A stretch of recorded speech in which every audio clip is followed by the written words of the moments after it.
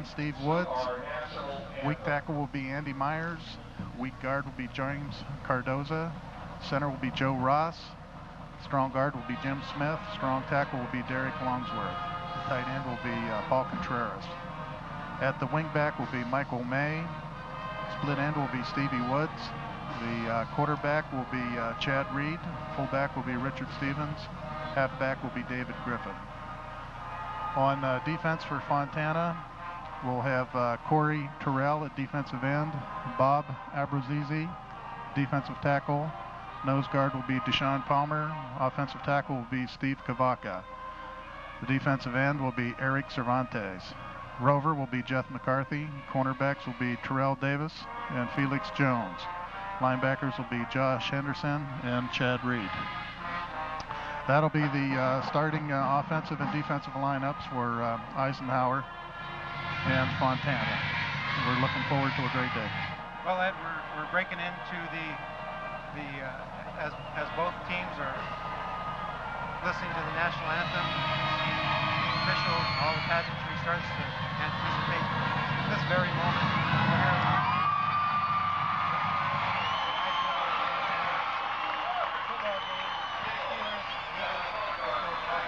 I'm Carl, I'm your play-by-play announcer.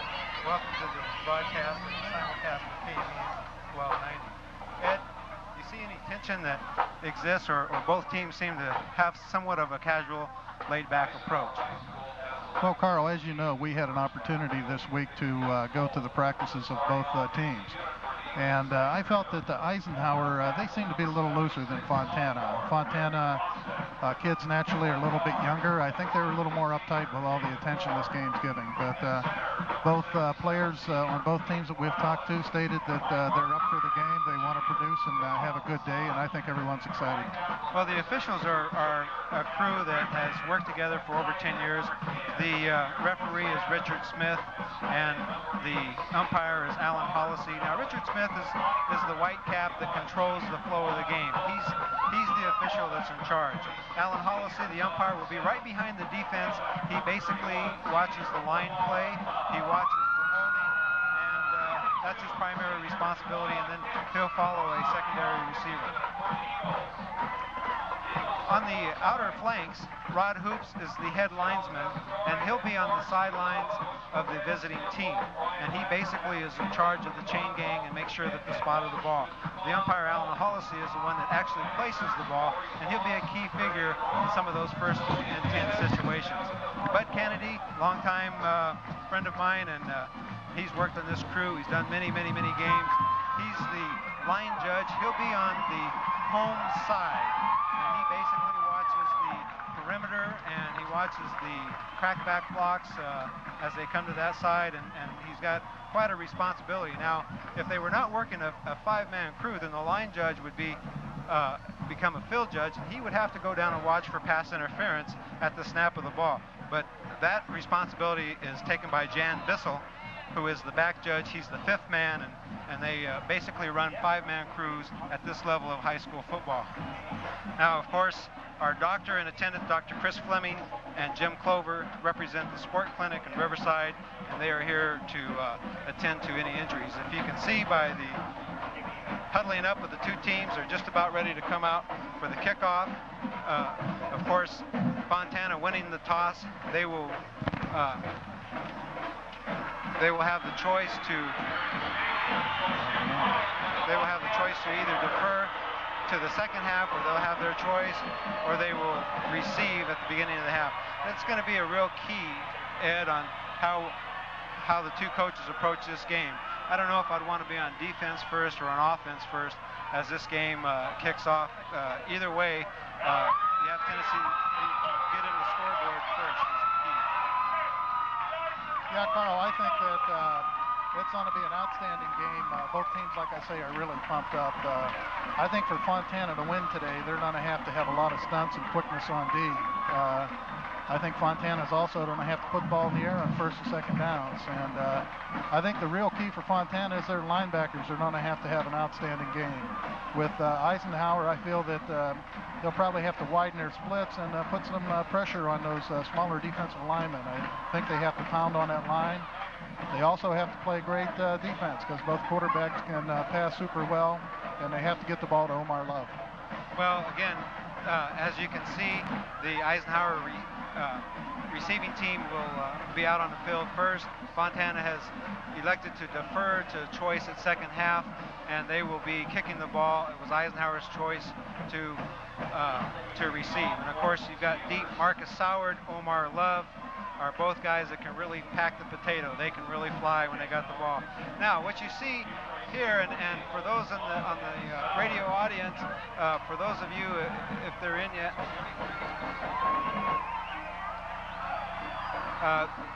the Eisenhower Eagles were sneaking up, looking for one of those sneak onside kicks that Fontana has done in other ball games. So when you saw them all creep up there, they weren't looking for someone's contact lens, Ed.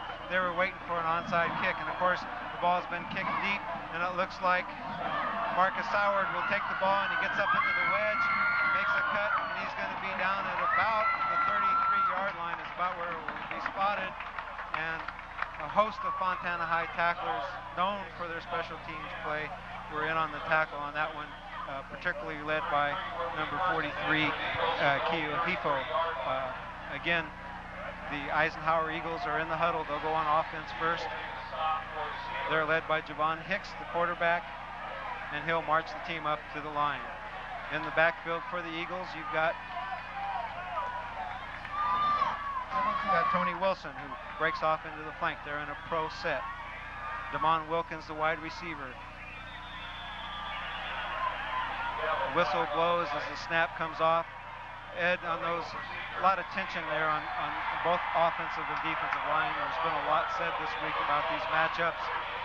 Preliminary signal from Richard Smith is that it's an illegal procedure. Probably one of the Eisenhower linemen moved a little early. And of course, in high school football, they don't give the names of those that are. Yeah, Carl, as you know, as a player, you know, there's all the hoopla, and the first thing you want to do is get that first hit over with. And this looks like it'll be the first time, and they'll be able to relax. And Javon Hicks walks up under the center. He takes a look at the Steeler defense, the snap. He sprints to his right, and he connects with Robert Talley for what looks to be a completed pass right about at the 40-yard line, maybe the 41. Good pass protection there also. Excellent. Hicks had plenty of time to drop back in the pocket and pick out Talley, the wide receiver. So it's an excellent job by the offensive line. He absolutely had no pressure on him whatsoever. So it looked like he was able to wheel and deal as he came out. And of course, he's the type of athlete that will take off and run with the ball and perhaps make a big play. Dive play to Omar Love over the middle, and he'll only get a couple of yards. Corey Terrell and Henderson in on the tackle for the Fontana Steelers. Yeah, I think, Carl, the linebackers got to have a great day. That's Henderson and Lozano. They're both young kids. Lozano's only a sophomore and Henderson's a junior. And if they're going to win, they got to have a great day today. That's a lot of pressure on a sophomore to be in a game like this, because in both of these schools, they come from a junior high, and then they're at a high school all of a sudden, and they're in the big game. You don't have that high school presence at some ninth grade high schools that have the 4-year high school format. And from what Kay Rager says, the principal, as you see, about a foot short of the first down, so it's going to bring up a third down, and let's call it a 1, Ed. Kay Rager was alluding to the fact that next year full highs format is going to change because of the fact that the ninth graders will be coming to Fontana High School next year, so their whole program, their perspective will be changed. They won't be playing tackle football at the junior high. Well, they crank it up, and again, Javon Hicks have 3 running backs in a stack eye offense. They give the ball to Omar Love. He's got 2 lead blockers. That's a little bit different look. Omar has the first down easily. He's down at about the 48-yard line, not quite the midfield. Again, Cervantes came in from the defensive end position to make that play. The problem that we're going to have is Fontana outweighs that the defensive line by about 57 pounds per man. Which is kind of a switch from past years. Again, now the Eagles, Javon Hicks over the ball. He's barking out the signals, and he turns and he gives the ball to Love. He's hit in the backfield, and then he struggles forward across the midfield stripe. It looks like the umpire will spot the ball at about the 49-yard line. The Eisenhower Eagles move into the Fontana Steeler territory for the first time of the game. And of course, the seconds keep ticking away. It's already 9:23 to go in the first quarter. There's no score yet. We're here, right here at the... Cervantes again crashed in from the end position to make that Again, tackle. double tight end set. Javon Hicks over the center, and he gives to Rodney Soward, and he dives forward for about 3 yards. A little bit of a change-up from what expected strategy would be. The two tight end, one wide receiver formation is a little bit different. You've got Talley, and you've got... Kavaka was in and made that play. Again, these defensive linemen from Fontana, they have to use their quickness because the size is definitely against them. Real quick. Again, a double tight end set. Javon Hicks at the ball, overlooking the line, and now he's sprinting to his left, and he hits Quincy Adams, the other tight end, out in the flats. And again, they're going to move the stakes another 10 yards up for another first down. It's another Eisenhower first down where it'll be 1st and 10. The ball will be spotted.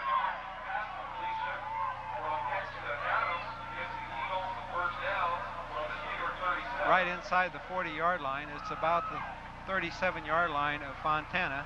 And of course, this is the thing that Tom Hoke said, they had to have a lot of patience against Fontana, not try to get it all at once. A little out pattern here to Damon Wilkins.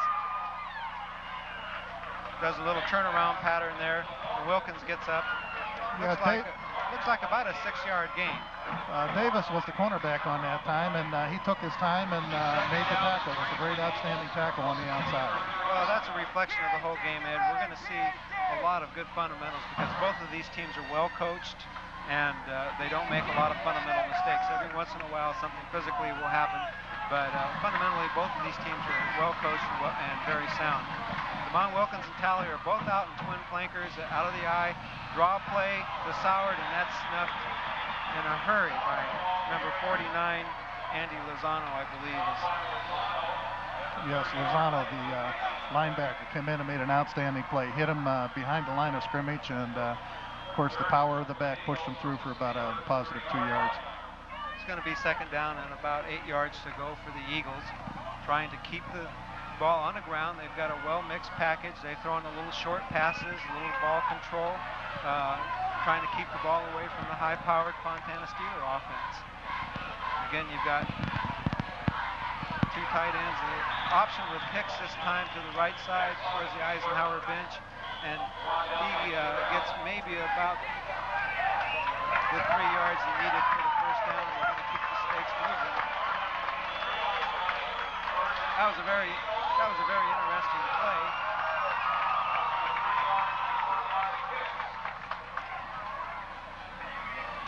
If you notice, as the Eisenhower Eagles come to the line, they're very, very poised. Now they're in the stack eye again, two tight ends. They're going to come right at Fontana again. They give the ball off to Omar Love, and he hits the hole tremendously hard.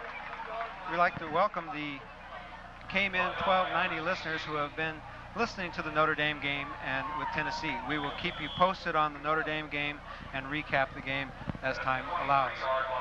Yeah, that last play, Bob Abrazizi came in there and made a great play on Omar Love. They're going to have to stay on Love because he's a tremendous athlete and he's definitely a breakaway threat. For you listening on your radios, it's 5:50 to go in the first quarter. No score yet, but Eisenhower has controlled the ball from the opening kickoff. There goes Omar Love off to the left side, and he finds another big hole. He's close to another first down. We'll have to see as they come off of the stack. Right about at the 17-yard line. Again, that play, Corey Terrell. Timeout for a measurement, Ed, and then as you see, this is a real close one. I don't think Dick Smith is doing this because we have TV cameras on him. This is one of those necessary evils of the game. But again, this is what Eisenhower wants to do. Keep moving the ball, keep the flow of the game going, keep the momentum going, get inside the red zone, which is inside the 20-yard line. Where they're at now is about the 16 and a half yard line of Fontana. And if they can keep the patience, it look like they've got a good drive going here since the kickoff. Again, Carl, that offensive line, Austin weighing 275, Ward 290, Morales 225, Hassan 245, and Freeman 240. That's a lot of beef up there pushing that skinny line around. Eisenhower's in two tight ends, a stack I formation. Ball goes to Sauer this time.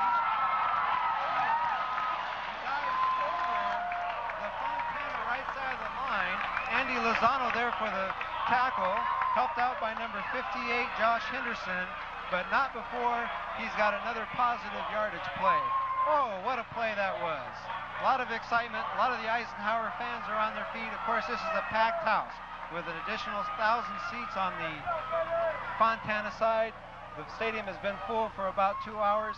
Stack I formation again. A counter play to Omar Love. He breaks off the left side and then comes back into the middle. And again, they're just pounding the Fontana front line. And that's something that you normally wouldn't think to see here in this situation. Usually in past years, Ed, it's always been Fontana pounding and driving and grinding it out against the Eisenhower Eagles. And they've been a little bit more flashy than the Eagles. But again, here's Javon Hicks up to the line. Stack I formation. It's Omar Love dotting that I in the back there. Ball goes to Love again. And this time, Fontana's not giving away any ground this time. They go to the left side. And Terrell made the tackle. Outstanding tackle by Terrell. He sideswiped his man and made the break. It was great. It's amazing the intensity. And of course, both of these crowds are learned crowds. They follow their team avidly. They watch a lot of football. They like to come out to practices. You have a very, very smart crowd on the part of both teams. They kind of get into the game. It's not a lot of frenzy going on. They're really watching the game with great interest. Again, Rodney Sauer up over the middle and right at the interior bubble of the Fontana High defensive line. The ball was carried by Sauer. And again, we've got no score so far, 3:39. The ball has been dominated by the Eagles. They took the opening kickoff and they've marched the ball from about the 32-yard line all the way to inside the 10-yard line of the Fontana Steelers. This will be an interesting point right here, Carl. It's fourth down, about 4. We'll have to see what Eisenhower comes up with. 4th and 4 could be a key play here. I don't know if it's time to put it up yet. You know, you've got a condensed field down there, so they're in the stack I. Got a penalty on the play. They changed the cadence. Eisenhower looked like Terrell made the first move and stepped off sides, and that's going to give him a first down. Crucial mistake. That's going to give an easy first down. The penalty offsides on Fontana. One of the defensive linemen encroached. First down, Eisenhower. They're down inside the 5-yard line, pointing towards the score. They're on about the 4-yard line. And again, what a festive activity we have here. Great crowd, great game. And again, if you look at the stack I formation, 2 tight ends, they pitch the ball to Sauer, and he's right at the edge of the 1-yard line, maybe a half a yard line, a foot away from the goal line. Again, that offensive line is coming up. They're doing an outstanding job. They're pushing the smaller Fontana backwards, and they have great running backs in Sauer, and the other running back that does a great job. Looks like some of the smaller guys are coming out, and they're putting more of a goal line crew in there at Bohai. Some of the bigger guys that play on offense are now going to get double duty. Again, stack I offense, stack I formation, 2 tight ends. The ball goes to Love, and he's into the end zone easily. Dives over the left side for a touchdown. Eisenhower goes up ahead, 6-0. They took the opening kickoff. There's only 2:17. They've used almost 10 minutes in the drive. Exactly what Tom Hoke wanted to do. Take the air out of the ball, drive the ball the length of the field, and now put the pressure on Fontana's offense. Yeah, Omar Love went through there following the lead back, went airborne. It's probably 4 yards in the air, and it landed in the end zone. The extra point try is by Talley.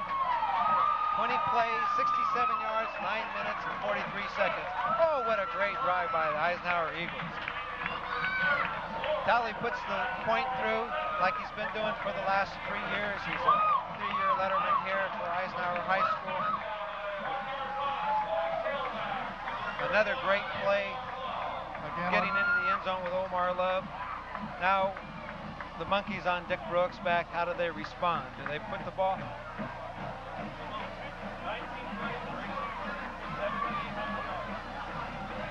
Getting ready for the kickoff now. Eisenhower standing at the 40-yard line, ready to kick off. They'll break.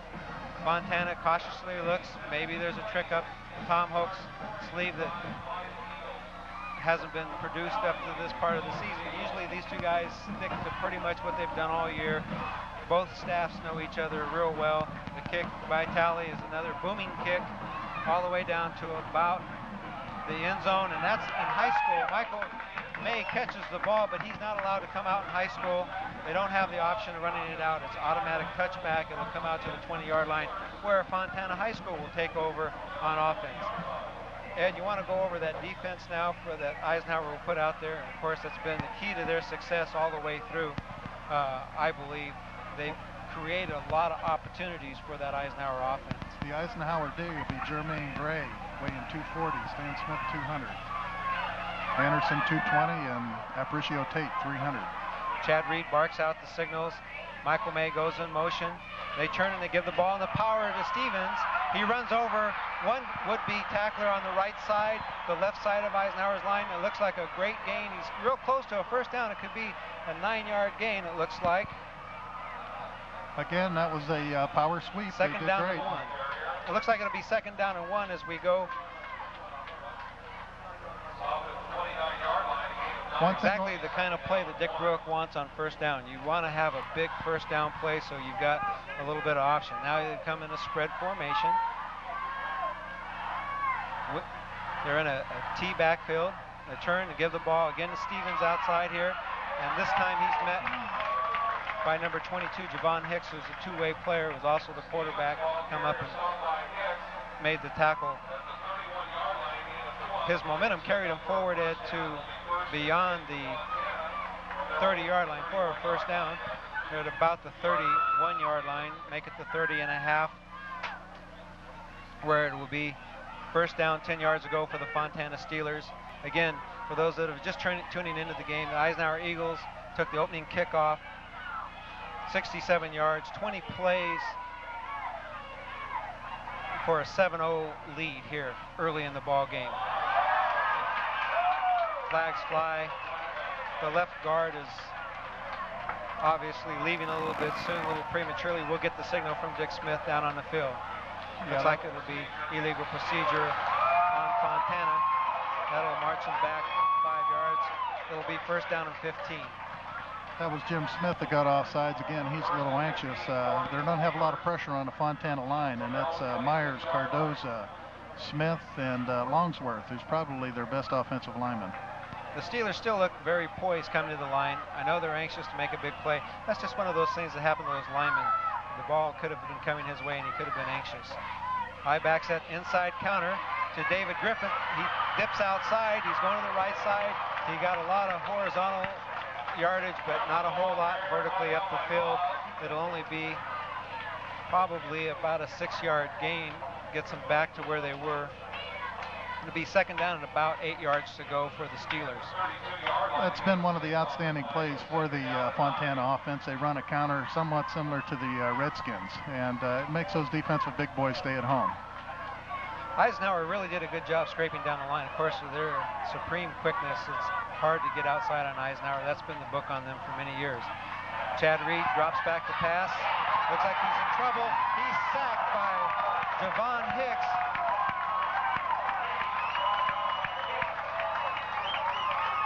That outside linebacker came this time. They had Omar Love on top of the cornerback, so they had double coverage to the receiver to the short side of the field here near the Eisenhower bench. And when Chad Reed looked up and he saw that he was going to be faced with double coverage, it was going to be a no-go. At the end of the first quarter, it's 7-0 Eisenhower Eagles. It's Fontana's ball. It's going to be second down and about 12 yards to go, depending on where they mark the ball.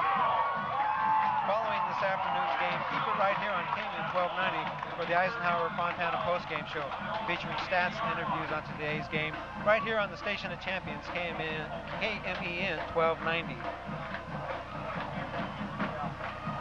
Again, Carl, nice thing about today is it's a nice day. It's about 70 degrees out here. We have a light breeze going. It's the type of day when the players won't get tired. I think this is going to favor Eisenhower because they have a lot of guys like Hicks going both ways. And a nice cool day like today, they won't get tired. Well, as we end the break at the quarter, Fontana players were huddled over to the sidelines with Dick Druick, their coach, and they're probably got the play from the sideline. They came, no huddle, come right to the sideline. They've got 3 wideouts this time. Chad Reed drops back, pulls the ball down. He's in trouble again. There's a fumble on the play. A big scramble. It's going to take quite a while to unpile this one. It looks like the ball was slapped out of his hands by Jermaine Gray. Reed recovered the fumble, his own fumble. He got back on the ball. It's going to be 4th down. And it's going to be about 17 yards to go. They're obviously going to have to punt, being in their own territory. Again, if you just tuned in, it's 7-0, beginning of the second quarter. Eisenhower's favor. Fontana punting deep from their own territory. Nice snap. Kind of a line drive, bouncing kick. It's going to take a Fontana roll right about at the Eisenhower 38-yard line where it'll roll dead. Then the Eagles will take over. Again, Chad Reed was the punter there. He's also the quarterback. Chad Reed was the punter. That could play an important part later on, having a quarterback back there as a punter if things get tight. Well, for those of you that are here in the stadium listening on the radio, you can point to this series right here by Eisenhower. And for those of you that are on the Cablevision network, we also take a look at the score at this point in time and then remember this series, because this is a very key situation for Eisenhower. Javon Hicks out of the stack die, give the ball to Omar Love. He cuts back, starts off left, cuts back over the middle. Looks like he's got about a 4 or 5 yard gain before being stopped by a host of Steelers. Andy Lozano came up and made that play, but Omar dragged him about 4 yards. Again, Lozano's the young sophomore, and he's going to have to play a great game today. Now, Fontana's used to coming back. They've done it in several games this year, but they haven't been playing Eisenhower in those games. And if Tom Holt can get a lead here, 14-0 in the first half, if they can, again, let the air out of the ball, long drive here, the pitch back to Love. Again, he breaks to the outside. He may have the corner. Reed tries to wrestle them down, and then a host of other Steelers in pursuit. Sweep to the left side here to the Eisenhower bench. Another big gain for Omar Love. He seems to be taking charge at this point. Omar Love's going to be the key. If I was a coach, I'd get that ball in his hands most of the time. He's big, he's strong, he's the type of back that makes things happen. I'd like to mention also in the broadcast that the entire Eisenhower football team and coaching staff want to thank the Rialto Vons Market for furnishing the breakfast this morning for their team. And you can tell that they're really hitting on all 8 out there, all cylinders. Here's a possible fake reverse, the throw, the big play. Looks like Talia had a beat on it, but it was just slightly overthrown by Javon Hicks. Not a trick play if you've watched Eisenhower football for any length of time. They fake the reverse, which a lot of people look for because of the speed of the Eisenhower skill players. It's a play that they've used so well in the past. Jason Davis was the master of the play. Omar Love comes back in. He replaces number 26, John Sims, who was in for that play. Again, that was probably a good time to gamble. Second down, 10 yards to go for the Eagles. They're right at the midfield stripe. They're just past the 50-yard line. Javon Hicks, quick pitch out to Rodney Soward. He's got the speed to break this. He's wrestled down by number 58, Josh Henderson. Again, they're close to another first down, and yes, he's over the 25-yard line of the Steelers. Again, 7-yard gain. First down, Eisenhower Eagles. They're working that left side of the Fontana defense. It would be the right side of the Fontana defense, however, the left side that they're running behind, and it just shows the confidence that Tom Hoke has in his running game. Stack eye formation. Soward off to the right side on a blast play, and that gets clogged up. It goes absolutely nowhere. Again, Cervantes was in on the play there. Cervantes is playing a pretty good game so far. Eric Cervantes, number 54 for the Steelers, along with Andy Lozano Josh Henderson. They're getting their names called quite a bit in this ball game. They've been the steady players, and of course one of the guys, kind of a little guy, but he's typical of the faux-high Steeler rover out there, is that Jeff McCarthy, 5'8", 165. You see him getting his head in just about every play. Stack eye again. Picks under the snap, pitches to Omar Love, stutter steps, keeps his feet moving. He's got a great forward lean. He gets across the 30-yard line stripe. Flag on the play. Preliminary signal, Ed, is holding. That's a call that Andy Hollisey, the umpire, would be looking at. Again, Omar Love was out there one-on-one with Andy Lozano and put a great move on him to get by him. That's real tough. A sophomore like Andy Lozano, of course, almost like family for me. His family I've known just about all my life, and it's really a pleasure to see a young kid that you've known grow up out there playing and on his way to a great career as a full-high linebacker. Not very many sophomores start for Fontana. That's for sure. Eisenhower breaks the huddle this time. This time they're in split backs. Pro formation. Devon Wilkins on the right side. And again, this is the first time that Javon Hicks felt the pressure that Chad Reed has been feeling, but he's sacked for a loss. And now this drive is going the opposite way than I'm sure Tom Hope wanted to see it go. We're looking at 3rd down and about 23 yards to go for a 1st down. This could be a real boost in this drive here. If Fontana can get a turnover or turn the Eisenhower momentum away, you'll see them coming out just fired up in the offense, and then you'll see a whole new Fontana team. And that's where that momentum avalanche that we spoke about earlier in the broadcast can happen. Javon Hicks comes out, leading the Eisenhower Eagles. Got twin to the top there, to the right. Throwing down. Oh, no, he's got the tight end. Quincy Adams all by himself. It's going to be a touchdown. Quincy Adams for Eisenhower takes the ball from Javon Hicks. He just casually dropped back. He looked off the free safety, which led one-on-one coverage in the secondary, and Quincy Adams just blew by the cornerback Terrell Davis, and it was no match. The tight end was all alone. It was just a little foot race of about 5 yards in the end zone. Fontana appears to be in real trouble here. It's 13-0 now, 7:22 to go. Again, Carl, the big thing there was that offensive line gave Hicks time. He sat back there, looked one way, threw the other to Quincy Adams. Just outstanding time and great play by the offensive line. Talley will attempt the extra point.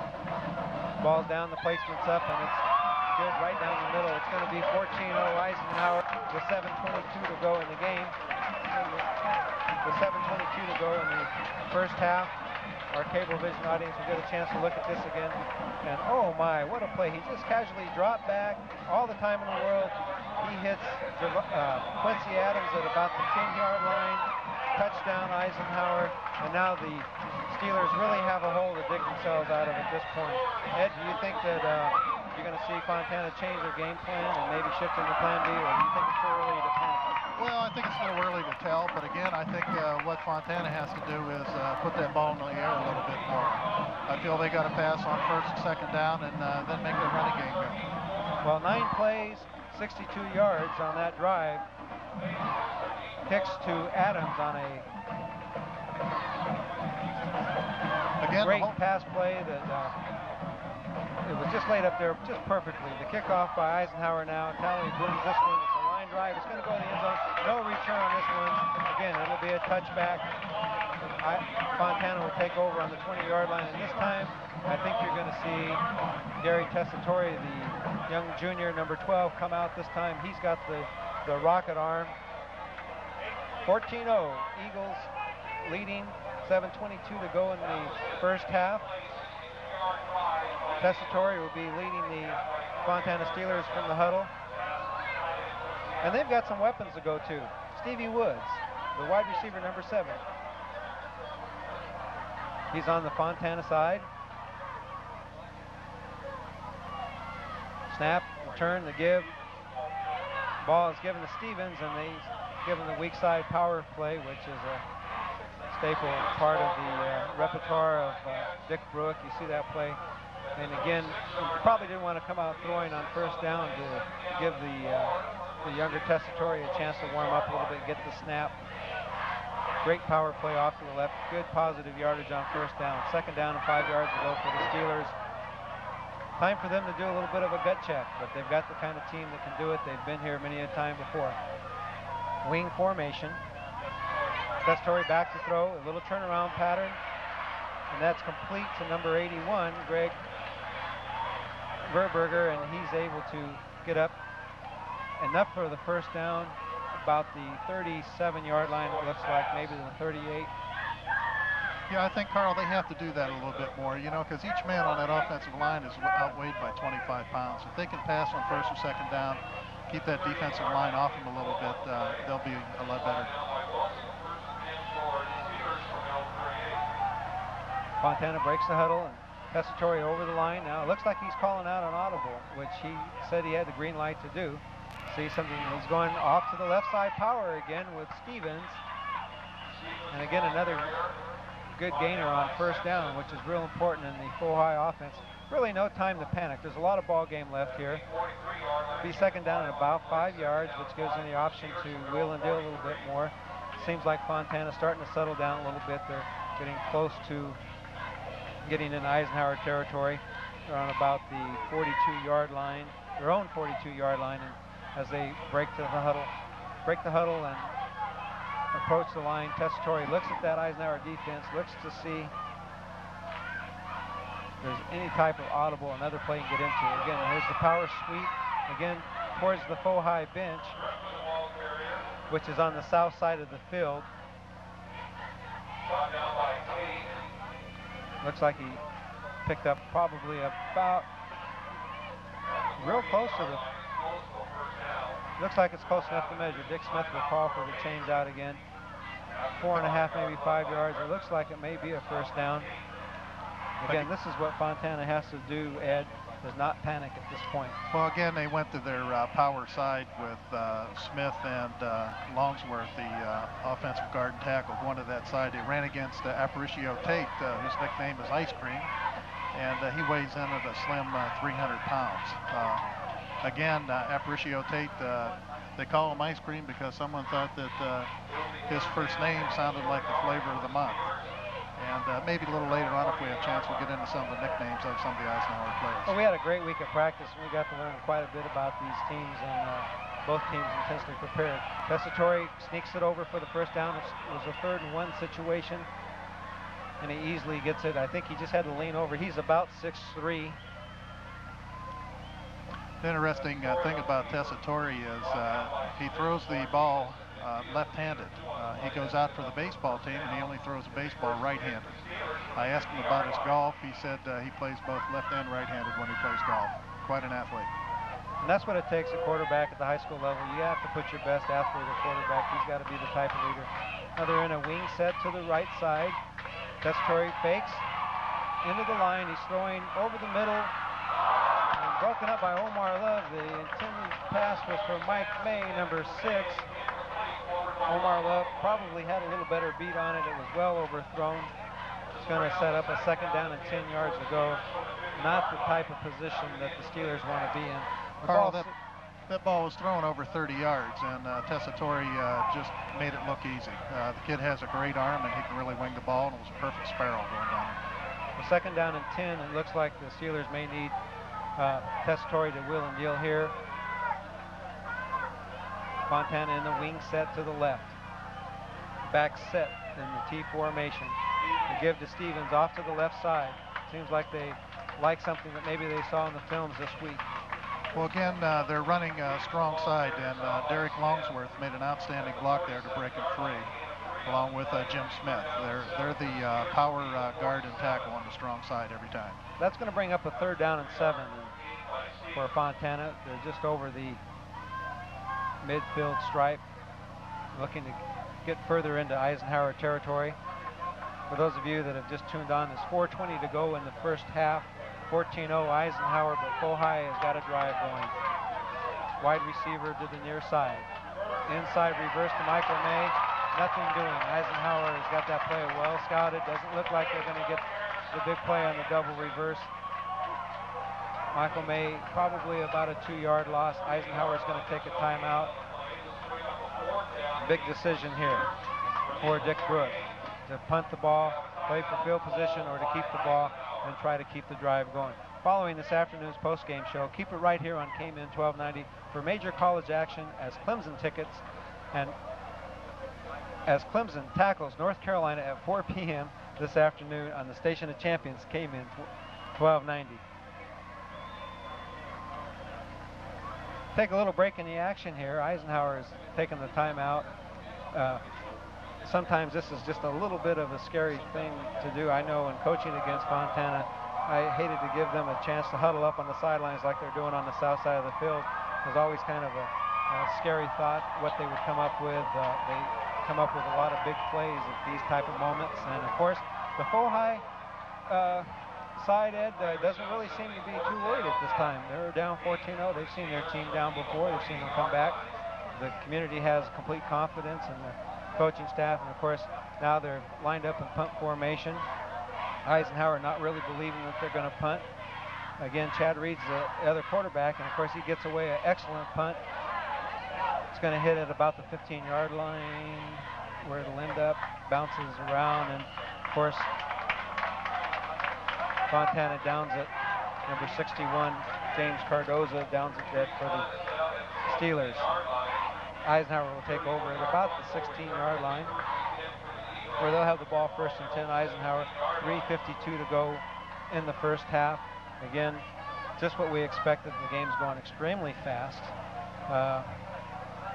Both teams grinding the ball out. Eisenhower doing a good job of controlling the ball and keeping it away from the Fohai offense. I formation, 2 tight ends, power sweep.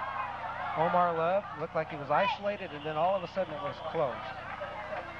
Again, a nice tackle by Davis, the cornerback. Did an outstanding job there. He stayed at home, and Omar put a good move on him, but he ended up with one leg and took him down. Josh Henderson hustled over to help out on the tackle. Of course, his pursuit has just been terrific. He's really kept a lot of potential big plays from happening just from his pursuit. Of course, Fohai is geared in. They've got that 50 look.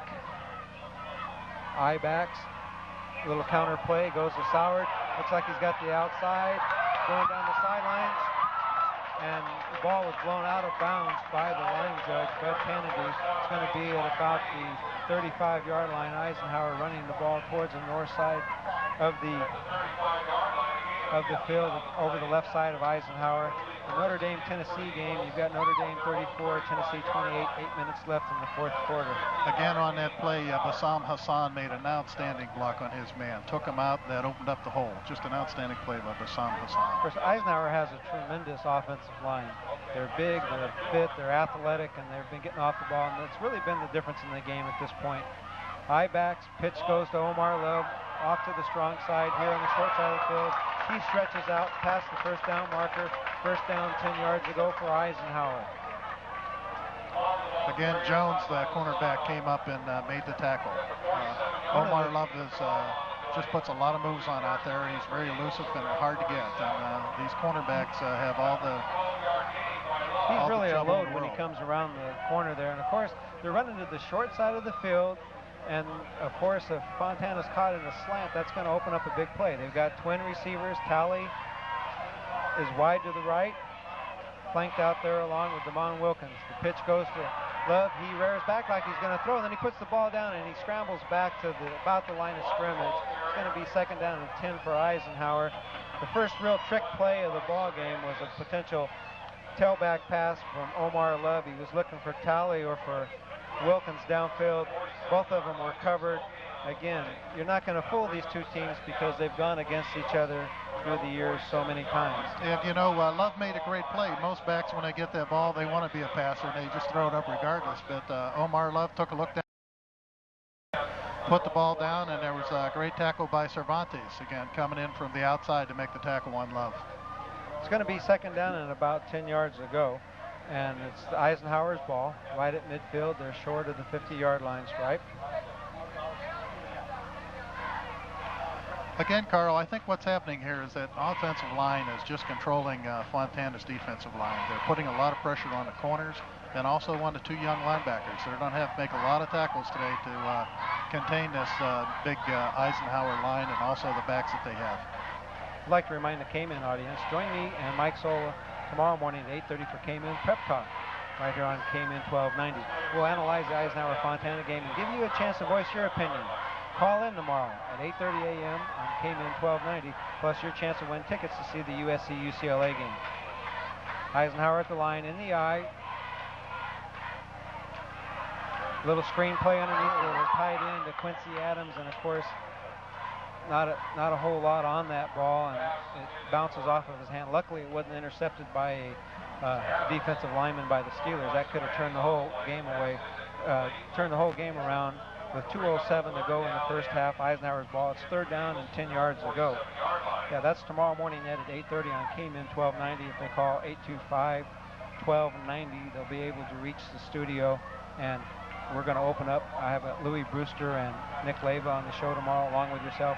And anybody that wants to talk about this game, we're going to take the calls for the whole half hour of the show. Hicks under the center. He turns and he fakes a little counter option play, and he throws a sprint out pass. It's going to be real close to a first down. Looks like they're going to be about a yard and a half shy. It was a rollout play to his right after faking to the left. He hit Damon Wilkins on a little curl pattern. You know, it's interesting, Carl. They just was on a go on the line, and then they had a problem with the two wide receivers being out on the same side. Personnel made a difference in that one, the exchange of personnel for the play. It looked like they were going to try to do a hurry up, but then Tom Hoke says, no, that's not what we're going to do. They probably had 2 plays called in the last huddle, and then Tom changed his mind. Again, they're in the stack eye. Hicks calling the signals under the center, turns, gives the ball to Love. Excuse me, that was Rodney Soward calling that play. And it looks like he barreled over enough for the first down. However, there's a flag on the play end, and this may make a big difference now. What was a 4th and 1 now is going to be a 4th and 6. The penalty against Eisenhower for illegal procedure. 4th down, 6 to go. A minute and 24 seconds to go in the half. This is a big decision here to make, whether you want to go for the first down or if you want to give, perhaps if you don't make it, and wisely so, Javon Hicks calls timeout and comes over to the Eisenhower sideline where he'll talk it over with Coach Tom Hoke and his staff. This is an opportune time where they can talk about it, make sure that they get into the right play, make sure that they're not going to get caught in a blitz situation. You certainly wouldn't want to play to go for negative yardage and then turn the ball over and the momentum to Fontana at this point when you got an opportunity to go in the locker room ahead 14-0, and it's just wouldn't be a wise decision to set them up in this type of situation. Tomorrow morning, K-Man 1290 offers you a full menu of sports all day long, starting at 8:30 with Prep Talk, hosted by yours truly, and followed by Sports Sunday with Nick LaCrapria and K-Man Sports Crew as they analyze the NFL matchups. Then at 10 a.m., the 49ers tangle the New Orleans Saints. As they break the huddle, and Eisenhower is going to go for the first down here on 4th down. It's 4th down and about 6 yards to go. They're in a spread formation. Damon Wilkins, the flanker, off here to the left. Hicks back to pass. He's pressured. He's scrambling out of bounds. He throws the ball downfield. He hits Talley. Talley is still up on his feet, and then he gets knocked out of bounds. By Jeff McCarthy knocked him out of bounds. Otherwise, he would have broke out of that tackle and gone for the whole. He'd have got the whole enchilada on that one. What patience. Pressured out of the pocket. Hicks rolls to his right. Finds Talley downfield. First down, Eisenhower. Maybe there's a good reason why they're rated #1 in the nation at this point. They've certainly played like it in the first half. To turn in the give to Love, and he's met by a host of angry full-high defenders, led by Josh Henderson and, of course, number 56, Bob Abruzzi. They really came firing in there, and, of course, they're probably upset with themselves for letting Eisenhower off the hook at a 4th and 6 situation. Hicks back to pass, quick count, number 20. The ball's played dead. Flag on the field. Flag on the field. Would have. You have to see what the preliminary. It looks like illegal procedure on Eisenhower. Again, Eisenhower seems to be plagued with a little bit of a penalty problem here. maybe they're a little anxious.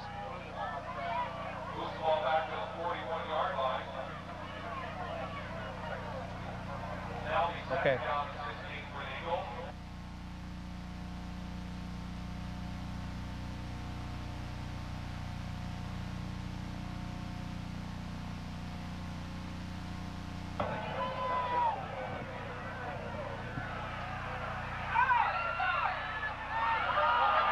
We're back live. We had a technical difficulty there. Javon Hicks stepped back to pass and then ran the ball upfield. He scrambled for positive yardage to the toward the Fontana sidelines. He's run out of bounds by Terrell Davis, defensive back for Fontana Steelers. Of course, again, that shows the athletic ability of Javon Hicks.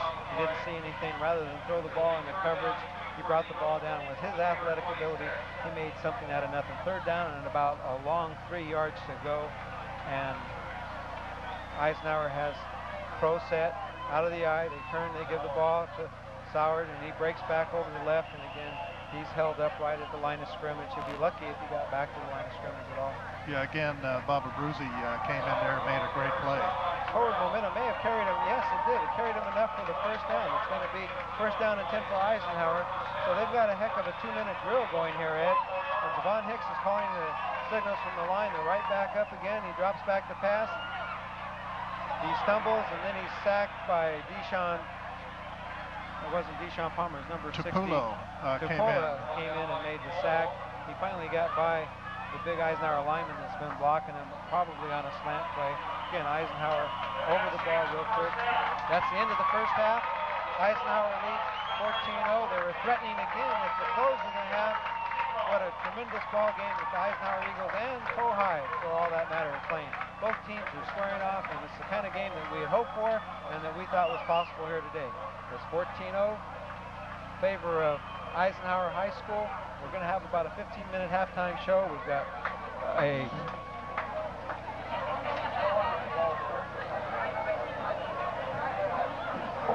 coming up at halftime. We've got all the stats. We've got all the halftime analytical approaches to the game. Of course, we're looking at a 14-0 ball game. There's a lot of fireworks ahead. And of course, we're going to be, for our television audience, we're going to get an opportunity to hear from the principal of Fontana High School, and Kay Rager, and of course, from Edna Herring, the principal here at Eisenhower High School. That's going to be coming up for you shortly.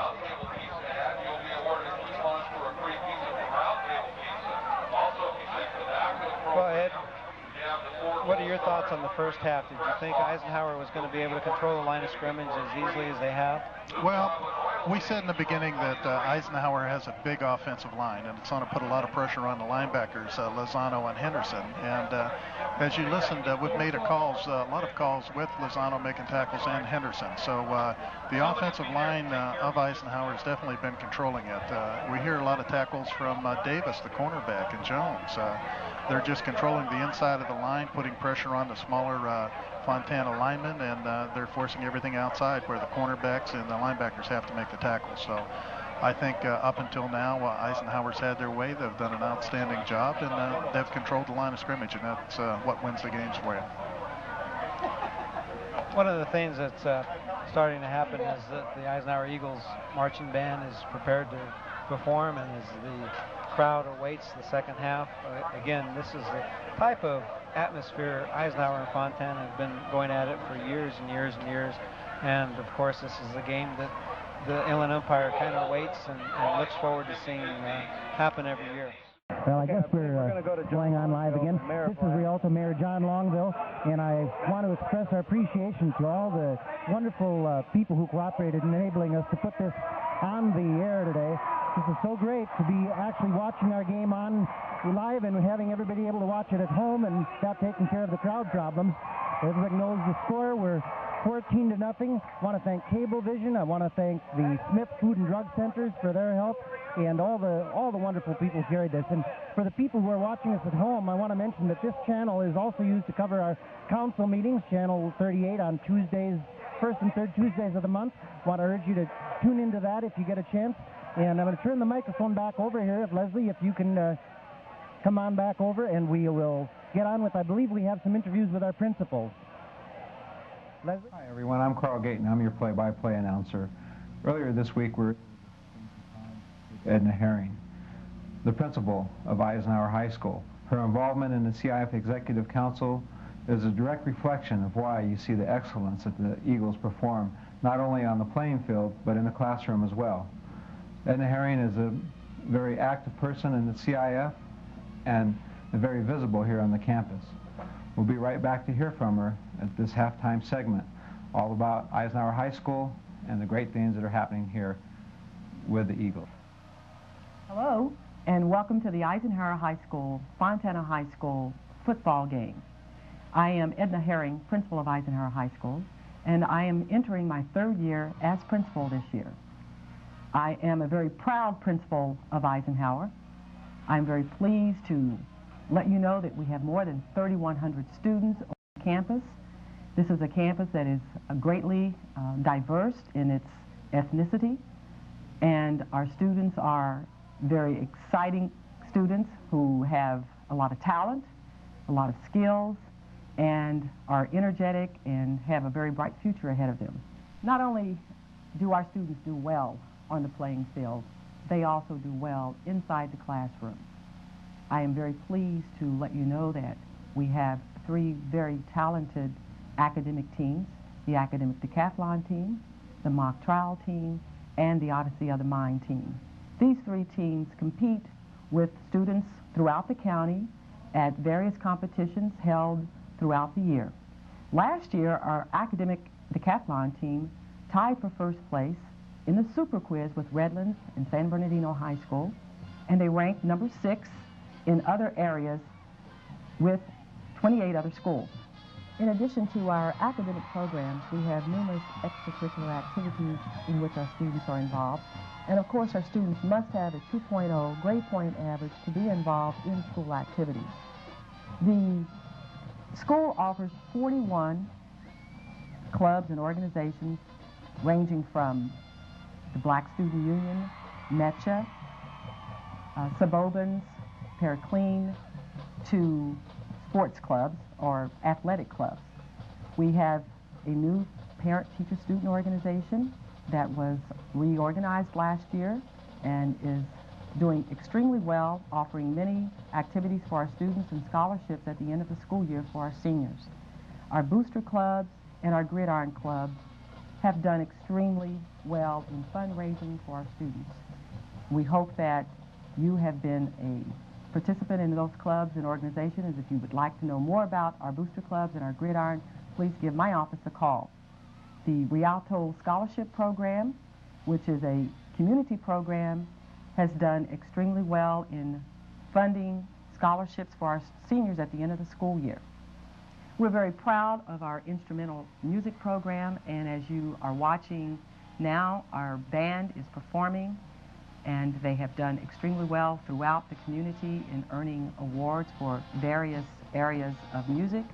Our choral music program, which is directed by Mr. Andy Luna, is best known for our madrigals, and our drama program, directed by Mr. Barry Wallace, has done extremely well throughout the community and throughout the county. I want to thank the community of Rialto for your support of our football team and our coaches, for your support with our Gridiron Club, and especially for your support of Eisenhower High School. And I would like to thank my staff for their support of our students, for their support of the administration. You have been a tremendous staff for me during the past 2 years, and I look forward to your continued support and commitment to this school. Thank you very much. Hi, this is Carl Gayton. I'm your play-by-play announcer for today's Eisenhower and Fontana game. And here at Fontana High School, we're going to have an opportunity to hear from its principal, Kay Rager, who her commitment to excellence is a proof that Fontana High School is not only a champion in the endeavors of the athletic areas, but also in the classroom and in the community as well. The many, many functions here on campus is explained by the principal, Kay Rager, and as you get an opportunity to hear from her, you'll see why Fontana High School is one of the top high schools in the nation. We hope you enjoyed today's game, and we'll be back after this interview for the second half. I think we're a strong academic school. All of our English classes are college prep, not because we think that all students are going to college, but because we feel that by the time a student gets to high school, he's done all the basic things and punctuation and grammar stuff that he should be doing, and he should be doing real reading of literature and real writing. And we found that by doing this, the student's self-esteem has come up. It's made a big difference in the way they feel about themselves. Our social studies classes are also designated college prep, which keeps the pathways open. A student doesn't necessarily go to college, but it means that when he wants to, he can trade tracks. He can move from a vocational path. I shouldn't say track, I should say path. But we're not limiting them. We recently received a restructuring grant and also a high school investment grant. And with that, we've been meeting with the teachers at this point, and we'll be working with the students to help form interdisciplinary teams and form pathways through high school for students that will lead on to either the job market or to community college or to a four-year school, and to give the students guidance all the way through school. Next year we become a 9 through 12 school, and so we want to take our 9th graders and give them some real guidance. And the teachers, I think, are the ones that the students see every day, and they don't see their counselors. Our counselors have 500 students to one, and so the person that they need to see and need some direction from is an advisory teacher. So we're going to do something like that. We have a lot of advanced placement courses at this school. We run classes like advanced placement calculus, history, physics, French, and have a very high passing rate in advanced placement classes. Our dropout rates have come down considerably in the last 5 years, and our student population has changed from 27% Hispanic 5 years ago to about 51% Hispanic now. Our black population has remained the same. Our Caucasian population has gone down. But I want to emphasize that while our supposed minority population has gone up, so have our scores, so have our achievements, all those kinds of things. We're making the adjustments to work with the students as they come in. I think we're doing a good job of that. Obviously, we have a good football team. And I think that what needs to be remembered about our football team is that the coaches are an integral part of this high school. This high school is run with total teacher input. It isn't the principal tells you what you're going to do and then you do it or you don't do it. It's we make decisions with department chairs, and Coach Bruick is the department chair in PE. Coach McKinney is the department chair in social studies. Mr. Fazio is our student activities director. So they're all very involved in running the school and very interested in the students' academic progress, not just their football progress. And I can't emphasize that enough, that these kids are not just physical specimens out there. They get reports from their teachers once a week on their academic progress. If a kid screws up, he's benched. If he misses practice, he's benched. It doesn't matter who he is. Very strong discipline on our team. And I think one of our students found that out a couple of weeks ago because he was benched. And no ifs, no ands, no buts. You miss something, you're benched. You get, suspended, you're suspended from the game too. And Coach Bruick would never come up and plead for a student. And the boys know that. And I think they're very well disciplined. And athletics is an integral part of our program at Fontana High School. And all the coaches are involved in the total program. Most of them are teaching something besides physical education. And they're involved, they're math teachers, they're science teachers, all kinds of teachers. And they're involved with the whole child, not just with the coaching. Let me also say that we have a very strong girls athletic program, and that our girls basketball team is going back to Louisiana over Christmas time to compete. And we're very lucky that our girls sports are really picking up. And I hope you've enjoyed the first half of the game, and I think that the second half will be even better. I'm sure it will.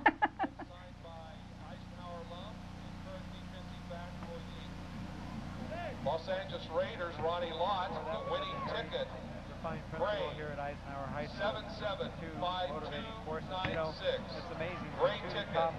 top football teams in the southern section are led by women principals. Sometimes the best man for the job is obviously a woman. I'll agree with that, Carl, and not only that, they're doing an outstanding job in both schools. One of the things we'd like to do as we have about 40 seconds left in the halftime and the teams will be coming back on, the Eisenhower band has cleared the field. The scoring recap: in the first half, Eisenhower 20 plays, 67 yards, a 1-yard run by Omar Love, and Tally made the extra point good. Took 9 minutes, 43 seconds off the clock, Ed. That was a tremendous drive. It really set the tone for the game, didn't it? There's no doubt about it. I think that big offensive line, I can't talk enough about them. They did the job, and Omar Love is just a tremendous back. In the second quarter, Eisenhower struck again. 9 plays, 62 yards, came on a 48-yard TD pass. Kicks to Adams. Adams was lumbering down the sidelines, and the tremendous athletic ability, 6'3", 210-pound tight end, free safety, Quincy Adams, swooped the ball out of the air and was able to sprint into the end zone nearly untouched to put Eisenhower ahead 14-0 the second quarter. And one of the keys is the fact that Eisenhower had an opportunity right before the end of the half to put another score on the board, and Fontana didn't allow them to do it, and of course some of their mistakes might have had a little bit to do with that. Do you think that may come back and haunt Eisenhower, Ed? No, I don't think so. I thought it showed a lot of poise on the Eisenhower team. They went into a hurry-up offense. They got caught with the wrong personnel on there a couple of times, but all in all, they showed great poise, and again, you have to bring that back to coaching. Well, one of the things, you know, that I think that maybe one of the things that I probably thought that was a key in the game is the fact that Eisenhower's offensive line is controlling the line of scrimmage. No doubt about it. Again, we said, and we can't reiterate it enough, that Eisenhower has a big offensive line. These guys do work together, and again, their weights. Austin is 275, Ward is 290, Morales, the center, is 225, Hassan, 245. Those are not little guys. Freeman is 240. This is like a college line, and these guys work hard. We saw that in practice, and they're getting the job done. Again, they're playing against guys that are 175. Terrell, Abruzzi's 210. Deshaun Palmer is 210. Steve Kavaka is 195, and Cervantes is 180. So there's a definite mismatch, but these guys are doing the job. They could have been in trouble with the stunts that Fontana would be giving them, but they're picking up the stunts. They're picking up the blitzing linebackers, and just a great job and a great coaching job. Well, not a lot of big plays in the game. It's given the chain crew and the down marker people a little chance to follow along. Unlike a lot of people thought that there was going to be a lot of balls thrown in the air. I think Mary Resendez, Jess Cortez, Pat Resendez, and Emmett Resendez are all thankful that this hasn't been a real track meet out here, which a lot of people thought maybe this year it would have been. And as Eisenhower runs back onto the field, Fontana huddles under the goal poles. They look like they're both ready to go for the second half. And Tom Hoke, Don Hoke, Pat McKenzie, Brian Latner, Tim Hoke, Butch Tropez, Steve Nava, Ed Clark, Jalen Tessitore, all of them, the Eisenhower staff, really hopefully that they were able to say at halftime what needed to be said, and also on Dick Bruick, I'm sure second half he's a great halftime coach. He and Steve Hernandez and all the rest of the coaches there have worked 10 years together. I'm sure they'll come up with some kind of game plan. Again, Carl, this is a special day not only for the players, but it's also a special play for Alex Pollock. He was a young fellow that broke his neck in a swimming pool accident here at Eisenhower High School. And he requested from his doctors to leave the hospital for the first time this year for the Fohi game. He is here today with 4 of his best friends and his parents. Alex is continuing his studies at Loma Linda Medical Center in math, science, English, and social studies and rehabilitation. Alex plans to become a teacher when he finishes college. Alex, we're with you. Soar to your max like an eagle. That's a tremendous tribute to a young man that is well thought of here in the Rialto community, and of course very thoughtful on the part of the principal, Edna Herring, to make sure that that word gets out. The captains have met in the midfield stripe. They've shaken hands. They're ready for the second half.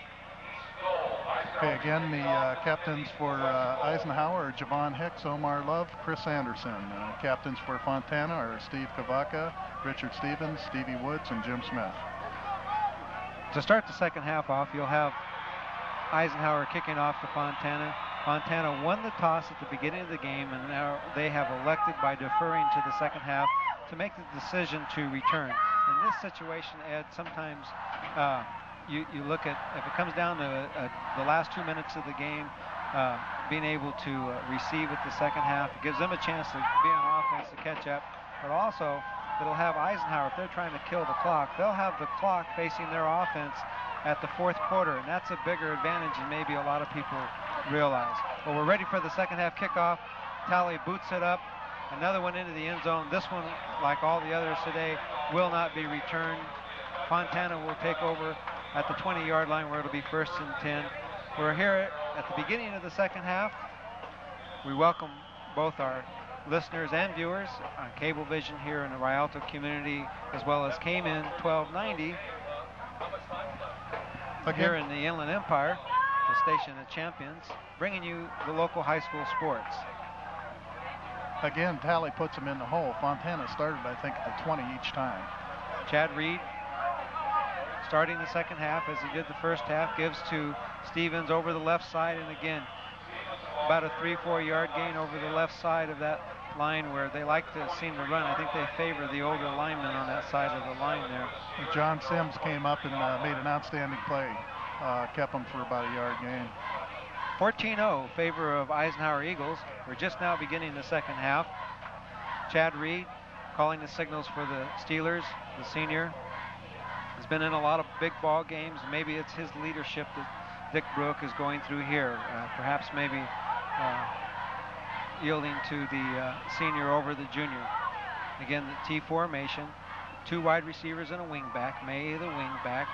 Now he goes in motions, and they go the power to the right side this time, and Stevens, the big back, tries to bounce outside, but nothing doing. The Eisenhower defense holds on for the stop, but it was a pretty good gain. It looks like about a 4-yard gain where it's going to be about second down and about 1.5, 2 yards to go for a first down. Yeah, again, Javon Hicks came up from his monster position, made the tackle. They had a great block on the defensive lineman there. They drove him down, opened up the hole. You know, Ed, to play at this level, it's tough it's really tough for a young man to go 2 ways at this level, and yet a lot of the top players in Eisenhower's team are 2-way players. Reed turns and gives the ball again to Stevens, goes over the left side, and he's got the first down where it's 1st and 10, Fontana. Now Fontana's going to start their drive just over the 31-yard line, edging up towards midfield. Again, for those of you in our listening audience that were, and here in the stadium, Tennessee came back and beat Notre Dame 35-34. And what a tremendous game that must have been. Again, for those listeners out there that listen weekly to the Notre Dame broadcast on Cayman, our general manager, Steve Rismo, felt for the community service, they needed to break away from their usual game and game time. We apologize to you Irish listeners out there, but again, Tennessee 35-34 over Notre Dame, and again, Steve Rismo made the decision to stick with the local sports scene and to bring you in almost its entirety the Eisenhower-Fontana game, and it's lived up to everything that we thought it would be at this point. No doubt about it. Again, on that last play, Martinez came in and made a good stick on the running back. We just had a penalty where the 2 offensive tackles jumped off sides for Fontana. Fontana back to throw is Reed. He throws a quick out to Woods, and Woods tries to juke the defensive back. It's going to get perhaps close to a first down, but he's going to be a little bit shy. James Simpson came up, made a nice play on that. He's a senior again, 5'9", 180 pounds, very quick out there. Looks like it's going to be about second down, 2 yards to go for the Steelers. Looks like they're getting their confidence back. T formation, 1 wide receiver off to the weak side again is Stevens, and he tries to hurdle over Hicks, but not before a host of the Eagles linebackers were able to scrape over here to the near side of the field and make the stop.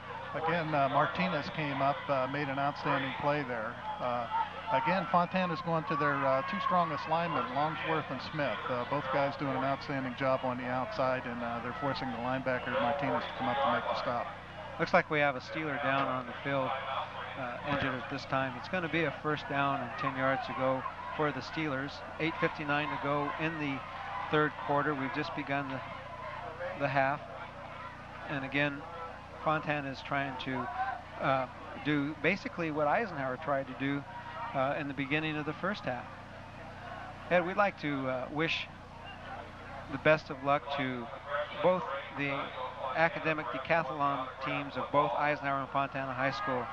They compete against all the other San Bernardino County schools next Saturday in a countywide competition, and both of the principals from both of those schools wanted to make sure that we got that word out. Richard Stevens was the man that was hurt, but he's up running off the field. A little shaken up there, but it looks like he'll be okay. And then, of course, their player that's in there, Kiyu Haifo, is in there, and he's a pretty quick little guy. We saw him out of practice, and they're not going to lose a lot speed-wise by having him in there. The heat's on. No, Chad Reed back to pass. Devon Hicks coming in from his monster position, just ran him down. A lot of speed shown by Hicks on that play. It's going to be a tremendous loss, maybe as many as 10, 12 yards. It's going to be a long second down play coming up. Really puts Fontana in the hole as far as being able to mount any type of drive. The ball's over on the far hash now, near the Fontana sidelines. They break the huddle and come back hurriedly, trying to not waste too much time on the clock. 8:17 to go in the third quarter. Fontana with the ball. Of course, the inside reverse now.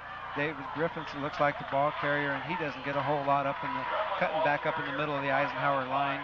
Big Aparicio Tate closed down and made that play. This kid is one of their better athletes on the team. They say he can stand underneath the goalpost, jump up, and put both hands over top of it. At 6'3", 300 pounds, that's something. Well, we were able to watch a lot of Eisenhower practice, and Don Hoke and Pat McKenzie, the two defensive coaches, and Brian Latman really worked hard on squeezing the trap play down, and Fontana has not had any success with their counters or traps. Here comes the hand sweep, and it's going to be ruled a fumble, and it's a loose ball down there. Looks like Cardoza picked it up. Cardoza, the ever-alert lineman for the Steelers. It was the hand sweep to David Griffins, and as he brought the ball up, he was belted by an Eisenhower Eagle who came in on a blitz. As he brought the ball up, it was knocked out of his hands. It was a free ball. It's fourth down, 24 yards to go. I'm sure this is not the way Dick Brook wanted to see the third quarter go. Chad Reed back to punt. Good snap. Minimal pressure. Excellent kick. End over end. It hits a high Steeler at about the 35-yard line, and the ball's going to be spotted way back up here by about the 40-yard line. Right around the 30. It'll be about the 38-yard line where Eisenhower will take over. That hit Jones, the quarterback, running down under. Didn't see it come down. And that's real unfortunate because of the fact that it looked like he got a heck of a kick away. Could have really helped as far as field position. Well, Eisenhower breaks the huddle. 6:41 to go in the third quarter. 14-0. Score is the same as it was at halftime. Javon Hicks barks off the signals, perhaps maybe going to an audible here. They're in a pro set. He turns, he pitches weak side to Omar Love. He hurdles his own lead blocker. He hurdled John Sims in order to keep... Deshaun Palmer came in to make the tackle, but outstanding. That vertical leap looked like it was about 45 inches to get over his own man. Oh, I'll tell you, just to get that was probably one of the more exciting plays of the game, and it was only good for 2 yards, but I think anytime Omar Love touches the ball, the electricity starts to go right on through the stadium. They expect big things with him or Sauer. Big play, guys. Split backs now. Running the option down the line, and Javon Hicks cuts back. He's coming back up the middle. Could be a big play. He's finally brought down by Josh Henderson. Again, Cervantes made a nice play on that. He kept pushing him wider and wider, but then Devon Hicks used his speed, beat him to the inside. The play was good for 13 yards. It gives Eisenhower a first down, 10 yards to go. inside of, just outside the 50-yard line, about the 48-yard line.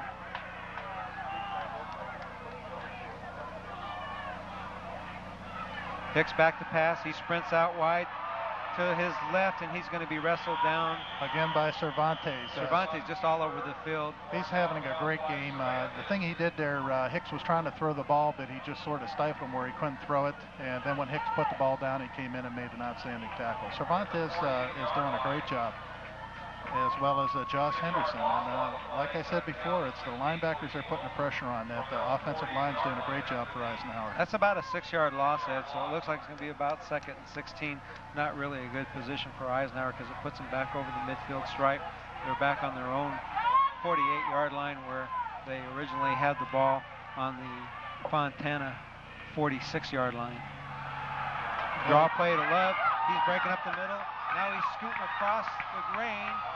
He fumbles the ball, and it looks like Fohai's going to have the ball. Big break for Fohai. Omar Love trying to make a move as he shifted the ball. The ball came out at about the 32-yard line. It would have been a big gain and a first down. Instead, it's going to be first down, 10 yards for the Steelers, where they take over. And here comes Gary Tessitore, the big play quarterback for Fontana High. He's barking orders. It looks like the junior's going to come in and take over here. Let's see if he's successful and can turn the momentum situation around. Again, Villami Tapulo made the recovery on that fumble. Big fumble recovery. Fontana in a wing formation, pounding off the weak side again to the south side of the field towards the Fontana bench. It's going to be good for about 3-4 yards. They're getting a lot of yardage on first down on that play. Again, Fontana is not giving up the big play. Go ahead. Okay, there it is. It's a draw. Omar's carrying the ball going through there. It's missed by 2 or 3 players. Comes in, he gets a hit from behind. He never saw it coming. And again, Tapulo came up with the ball. Big play. 14-0 Eisenhower. 2nd down, 6 yards to go for the Steelers. Tessitore now quarterback. May comes in motion to the top side of the field. Stevens off to the right side. He breaks 1 tackle, 2 tackles. Oh, and he leaps forward for a first down. Again, an outstanding block there by Myers, the weak tackle. Myers and Cardoza did an outstanding job. The hole opened up and the back pulled it through there. Great first play, down, great 10 block. yards ago for Fontana High School, Ed, and it looks like they've got a little bit of momentum. Maybe the fumble's going to turn it around.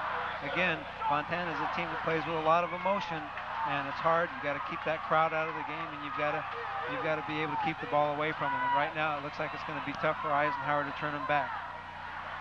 Tessitore turns and he gives to Stevens again.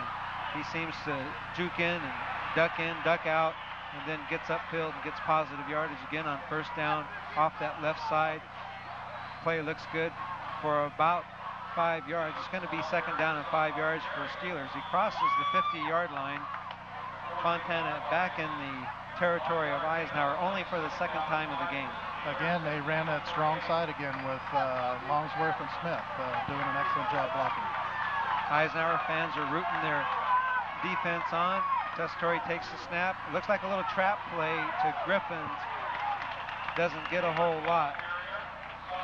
Yeah, you had Jim Smith coming out there making the trap block, and he did an outstanding job. The back came in there, but not what was expected. I stand corrected on that. It was Stevens on the play again. He's been a real workhorse. He's getting the ball just about on every down. They're getting the ball to him. Unfortunately, with not a whole lot of success, he's being limited to maybe his biggest gain has been about 8 yards so far. Tessitore takes the team up to the line of scrimmage, a T formation, the turn to give to Stevens. He pounds that left side. Looks like Stevens has got a second win, 15-yard at least gain. First down, Fontana Steelers, deep into Eisenhower's territory. We also have an injured Eisenhower player down on the field. Again, they're running that outside play. They're going to the strong side, and he just made a great break and went downfield. Did an excellent job. I think they're working off of that side where Derek Longsworth and some of those other horses have got, big game experience. I think so, Carl. We watched him in practice, and I thought that Longsworth by far was the best offensive lineman, and he's a real college recruit on that offensive line, doing an outstanding job. Looks like Brooke isn't using a whole lot of formations, but he is he is trying to set up a tendency in their defense by his formation and then taking advantage of it and going away from the strength of the Eisenhower defense. And it looks like it's really paying off big time in the second half. 14-0 Eisenhower, but Fontana's threatening. I'd like to recommend at this time that everybody can get involved in the Honor Society. Eisenhower's National Honor Society has been involved in raising money for senior scholarships, peer tutoring, and has been very involved in Red Ribbon Week on campus. The club continues its dedication to the school and community service, and they particularly hope that you will continue to provide your support for such a great activity. The down man was James Simpson, but he's walking off the field. Looks like he's in good shape. James Simpson, another one of those tough Eisenhower players, has been around for a while. Number 30, James Simpson, 5'9", 180, put together really well. Fontana breaks the huddle. Now they go into a split back pro formation. 2 wide receivers and a tight end. Of course, the tight end is a different tight end than what they started the season with. Now Tessitore turns, gives the ball. Again, they went to the strong side. Kiu Hifo is the ball carrier, number 43. They're giving Stevens a break there, and he didn't quite make it to the outside like Stevens did, but he did get a pretty good gain. It's going to be second down and about 7 yards to go for a first down. Again, Carl, 2 of the injuries that Fontana had earlier on was Jake McCarta, the tight end, and Tom Snip, their linebacker. And that has hurt them, especially with the tight end being missing, and they're going to Contreras. Okay, Fontana breaks the huddle now, and they're up to the line. Tessitore calling the plays, perhaps an audible. They're in a far wing formation, and I really think this is a broken play. Tessitore, though, with his athletic ability, was able to at least scramble back up to the line of scrimmage. He sprinted to the left. It looked like perhaps the backfield was set to the right, and he sprinted to the left. I don't know if that was a miscue or just a play that went bad from the start, but it really doesn't help Fontana's cause at this point. It's going to be a third down situation and maybe about 5 yards to go for a first down. And this is a crucial play, Ed, for the Fohai Steelers, because they have to keep this drive going, or else, because we're getting real close, 33 seconds to go in the third quarter. And if they don't make something happen here real quick, that fourth quarter will disappear on them, and 14 points will be too much. The ball on the snap, return, a little give up the middle, and Stevens was the ball carrier, and he was stuffed right in the middle of the line there. It's going to be third down and about 4 yards to go for a first down. This is going to be a key play in the ball game right here. And again, I just don't know if you go back to that last play. I don't know if perhaps the Fontana staff is a little bit out of their groove at this point or what have you, but it looks like they're kind of searching for some opening in the Fontana defense. Again, on that pass play, Carl, Percy Shepard came in and really disrupted the play and made Tessitore have to run out of the pocket, and I think that was a real key for Eisenhower. Okay, we've got the end of the third quarter here. They let the clock run out and give them a chance to huddle off to the sideline. Again, for those of you listening on the radio broadcast, a beautiful day here at Eisenhower High School in Rialto. We've got one of the finer atmospheres that you can see anywhere in the state for high school football. The score is Eisenhower 14, Fontana, the visiting team, 0. We'll be starting the fourth quarter here shortly. The Fohai Steelers are huddled over there with their coaches trying to come up with the right play. And of course, they'll run right to the line of scrimmage like they usually do. Eisenhower High School wants to let you know that their Earth Club, too lazy to do it yourself, donate your recyclables to Eisenhower's Earth Club. We'll even pick them up. For more information, call 874-7575 anytime, and it pays to recycle. Be good to your environment. And if you've got some high school kids in a club such as your Earth Club that wants to do an activity like that, then you ought to pitch in and help them be successful. Well, we're starting the fourth quarter, Ed, and it's 14-0. Big play here. Fontana has to keep this drive going at this point. They need to continue the momentum. They need to get the ball in the end zone here quickly. Tessitore still quarterback. He fakes a bootleg, and he's going for the down marker, and doesn't look like he's going to make it. The ball's going to go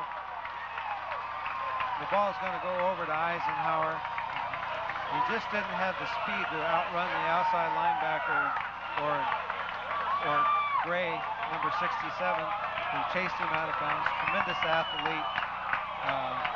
Again, it was a bootleg play, and Tessitore just didn't have the wills to beat the Eisenhower defense, get around the corner, get the first down. Ball's going to go over to Eisenhower on about the 16, 17-yard line, deep in their own territory. First down, Eisenhower. Hicks over. Sky offense. This time Sauer dips in and dips out. He's trying to get around a corner, which he made. 20 by Jones, the cornerback, came by up. Felix Jones, and then Deshaun Palmer, who plays in the inside of the line, got out there. Looks like we've got a blocking below the waist penalty, and it's going to put Eisenhower deep in the hole. They're going to be marched back close to their end zone. Eisenhower really doesn't need to do anything fancy at this point. It's 14-0 going into the fourth quarter. They've been able to control the line of scrimmage. They're controlling the ball. Ed, what do you do if you're Fontana now to get 2 quick scores? Well, Fontana right now has to shut down that Eisenhower offense, and so they can get the ball in good field condition. They just have not had good field condition all day. This could be a chance if they can close them down. 2 tight ends, Adams and Talley, both playing tight end. Sometimes they play wide receiver. Ball goes to Love off the left side out of the stack eye. Again, he was slammed up by Josh Henderson. Henderson having an outstanding play and doing a good job today. Ball's going to be spotted, probably just past this 15-yard line, maybe at the 15-yard line. It's going to be second down, about 13 yards to go for a first down. Eisenhower deep in their own territory, looking to drive it out of there and control the ball, keep the ball out of Fontana's hands. Again, I formation, stack I formation. That means 3 backs right behind the quarterback. They turn. Here's an end around with Talley. Nothing doing. The Fontana Steelers were looking for this kind of play, and they knock him out of bounds, maybe perhaps for looks like about a 3-yard loss. It's going to be 3rd and a ton for Eisenhower. Not really the kind of series you want to have down here close in your end zone. Well, I think that this really goes to show some great coaching on both teams, especially with the defense. It was 4th down, and Tessitore rolled out, but great strategy by the defense. They stayed in there. They didn't go with a fake, and great coaching. Okay, we've got a twin formation to the left for Eisenhower, the tight ends to the right. Hicks doesn't like what he sees when he looks at the Fontana defense, and alertly, similar to the way Jason Davis did the last 2 years, just coolly calls timeout, comes over to talk it over with Coach Tom Hoke. Of course, Eisenhower going to take a break and rehash things. Fontana huddles over on the south side of the field, and they're going to try to come up with a big play on defense, maybe with a blitz. It's 14-0 Eisenhower, 10:58 left in the game here in Rialto, California from Eisenhower High School. You see her in one of the fine games of all time here in the Inland Empire. The Alive Club at Eisenhower High School. The Alive Club is a student Christian group on campus that meets every Wednesday at lunch. Club members encourage one another through praise and compliments while at the same time sharing their needs and concerns with each other. Everyone is welcome to join the fun and the activities of the Alive Club. You know, Carl, this has been a great game so far. It's been a pleasure to broadcast this. Both teams playing actually pretty even, except for Eisenhower just showing some dominance on some key plays. Well, one of the things that's made this a pleasure to broadcast is the cooperation we've gotten from everybody, both schools, the coaching staffs. Quincy Adams now over the huddle. They got trips left, and they come back with a quick trap. Omar Love, he swings the ball out there in the open air. I don't know if in the fourth quarter you want to carry the ball that way. There's a flag on the play. Holding. Looks like a holding call on Eisenhower. That's going to put him even deeper. We just don't know how this is going to affect the outcome of the game, but I know this is not the type of momentum switch that you like to see because of penalties. And of course, the patience on the sidelines is that, you know, Pat McKenzie, Dan Hoke and Don Hoke and Tim Hoke and all the Eisenhower coaches got to really keep their cool at this point and not give up a big penalty by maybe questioning an official's call at this time. It seems like they've really been able to keep it cool so far. Seems like they really are in their groove, and everything that they worked on seems to be coming true. You know, also, Carl, it's been a very clean game. Very few penalties in the game. Well, everything about the game, Ed. You know, the atmosphere in the stands, the crowd, the entire atmosphere has just been excellent. The punt's going to be caught at about midfield by David Griffin. Now, he can really turn it on. If he gets around the corner, he could be in trouble, but he's knocked out of bounds. Maybe a face mask. Usually when a guy makes a high tackle over there, it's usually a face mask. It wasn't deliberate.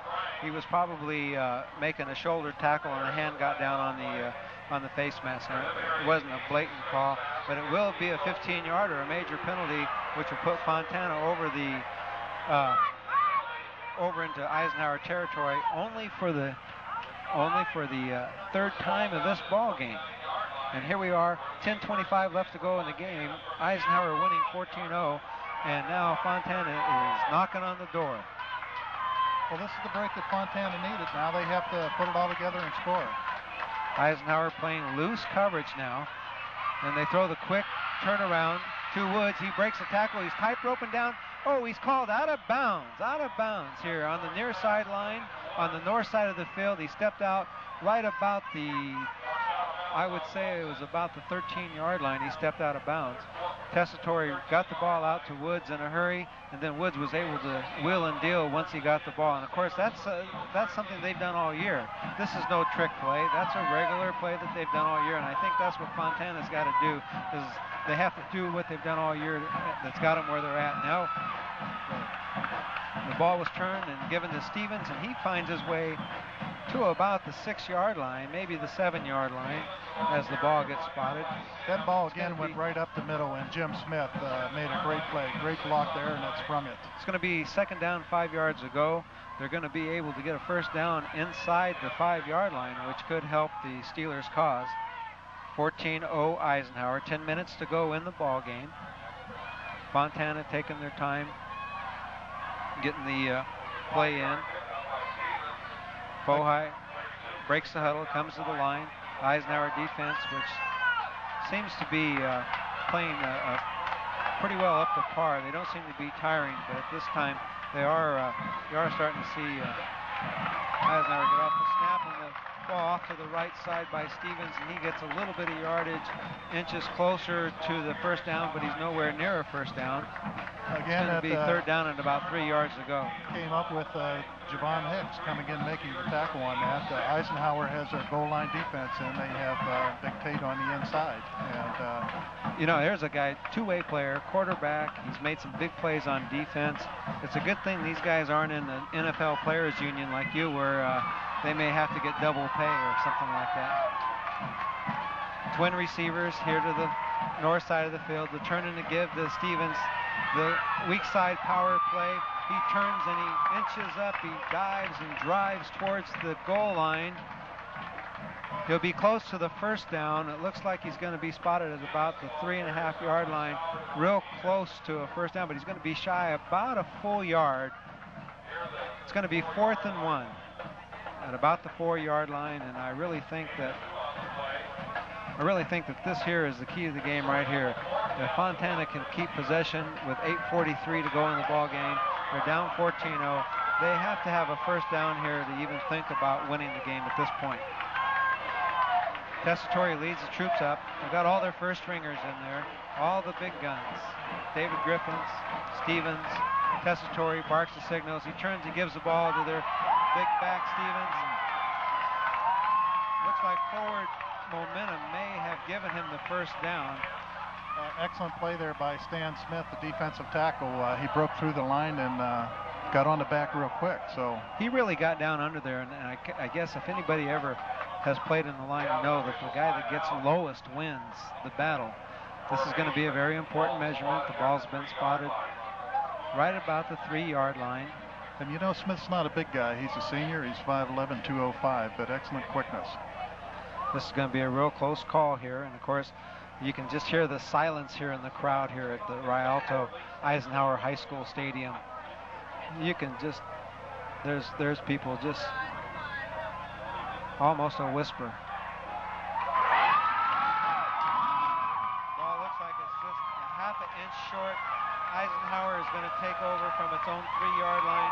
1st and 10 Eisenhower. When they say it's a game of inches, boy, Ed, does this bring new meaning to that term, huh? Maybe an inch, half an inch from a first down.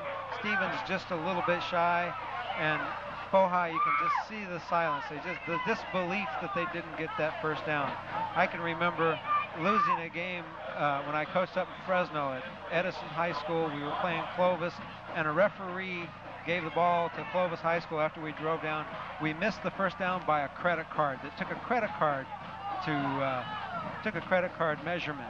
Now Javon Hicks over the line calls timeout. He'll come to the sidelines and he'll get the snap count. He'll get the right play from Coach Tom Hope, who walks out to meet him halfway. Eisenhower is huddled way deep in their end zone. They've got the ball on about the 3.5-yard line, 97 yards away from pay dirt. A touchdown, a big play would really put this game out of reach with the way Eisenhower's playing today. Girls soccer at Eisenhower. Soccer season starts on November 18th. We have many returning players, and we hope to do well this year. Come out and watch the #1 played sport in the world. That's the girls soccer team. I wonder if Paul Oberjurger gave me that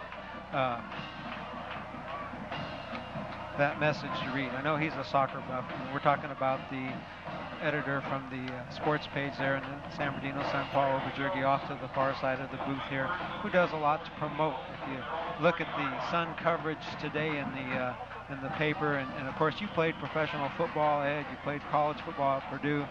Did you ever see the type of attention that a high school football game got? This is unbelievable. We stated as we came in today, this is like a college atmosphere. Biggest game I've been associated with, either high school, college, or pro.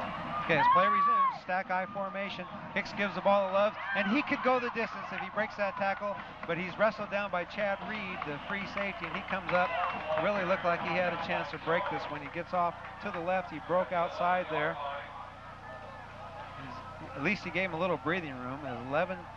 He's out to about the 11-yard line. Fourth quarter, 7 minutes, 30 seconds to go in the game. 14-0 Eisenhower, deep in their own territory after they turned back the Fontana Steelers when Fontana got down to the 3rd-yard line, but unfortunately it was a half an inch short of a first down, and it's going to take a big defensive play for Pohai to win this one, but they're not out of it. I've seen them come back through the years many, many times. Stack I offense to the line. 2nd down and 2 for Eisenhower. Sauer this time breaks to the outside, puts a move on. He gets around the corner. He's coming down the sidelines, and Reed runs him out of bounds at about the 30-yard line. Make it the 32-yard line is where Bud Kennedy's going to spot it. It's going to be 1st down and 10. What a move Rodney Sauer put on. Oh, he came up there and put a move on Jones. And, hey, let's face it, when you get in this tight situation, you give it to your best back. That's Omar Love. He's going to get it done for him.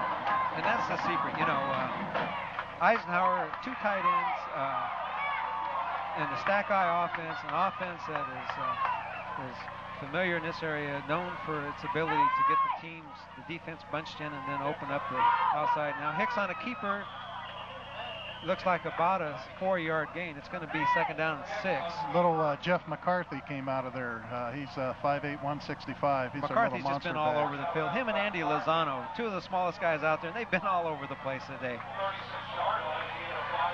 You can tell by the offensive calls now that Hope is calling now. He's keeping the ball on the ground, safe. Stack I, 2 tight ends, turn, give the ball to the back, run the clock out. This is what coaches call it taking the air out of the ball. They're not going to put the ball up in the air where the other team not going to do anything fancy. They're just going to take the time and run the clock out, make the 14 points happen. Straight give to Love, and then on his own ability, he bends it back over to the right side. He starts off left. It wasn't a design counter play, but with his peripheral vision, he was able to see the hole, and he was able to cut back. He saw the opening, and it was good for a 1st down for the Eisenhower Eagles. And they're right back. They've driven the ball all the way out to the 42, 44-yard line, about the 44-yard line there, where they're getting another great drive here. 6:17 to go in the game. Eisenhower in the stack I. Looks like they've taken too much time. On that last play that Omar had, Reed came over, pushed it inside, and then Henderson, who's also having a great game, came up and made the tackle. You know, not to take anything away from Fontana's defense, they have really done the job. They've played well enough to win in most circumstances. Eisenhower has just got a very, very strong offensive front, and they've actually just they've really made the room for the running backs of Eisenhower, who has the talent to make something out of just a little bit. And again, turn the pitch to Soward. He goes off to the left side, and he's going to be maybe back to the line of scrimmage. It's still going to be first, and it'll be about second down and maybe 14 and a half. Maybe he gained 6 inches on that one. Javon Hicks taking his time with the huddle. Again, they're letting the air out of the ball. Most coaches call it. No hurry to call the play. Javon Hicks will step in. Of course, they just got flagged for a delay of game penalty. 5:45 left in the game. 14-0 Eisenhower. We're in the 4th period. Stack eye offense. Javon Hicks over the ball. Barks out the signals. Turns, gives the ball to Omar Love. He goes off to the left side. Makes a cut.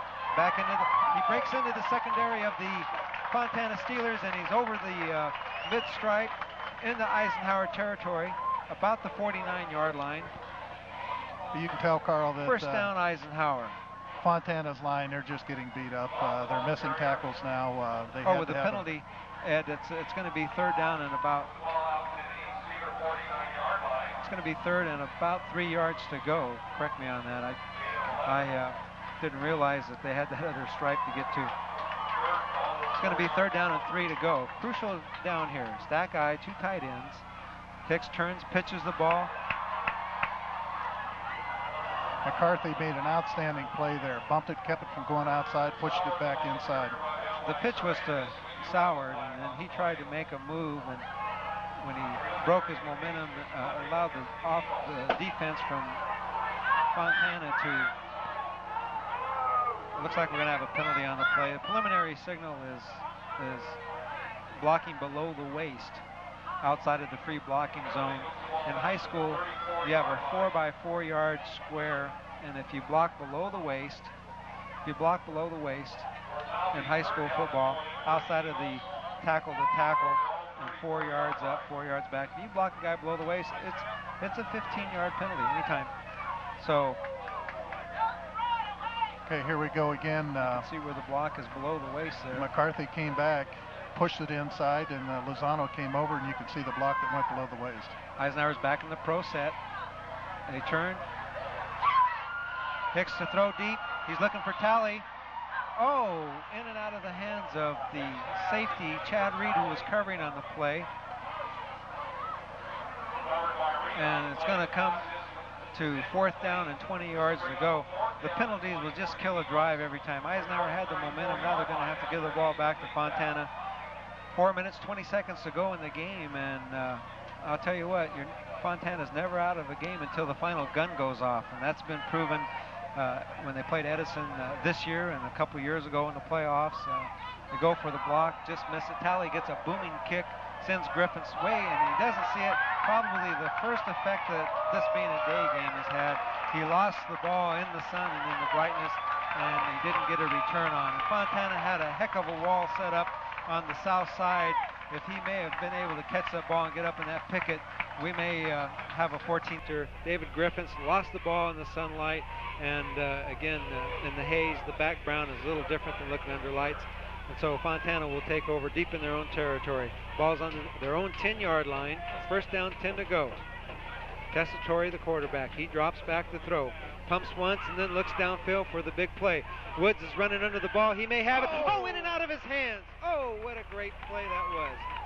Excellent. Right in the middle of triple coverage. He throws the ball right in there, and it wasn't able to make the basket catch that he wanted to do. Stevie Woods had that ball go right through his arms. He was open. A great play by Tessitore throwing the ball. It's going to be second down and 10 yards to go from the 10-yard line, 90 yards away. And that's going to be the type of play that Fontana is going to have to get them within striking distance. We're down to 3:56 in the 4th quarter. 14-0 Eisenhower.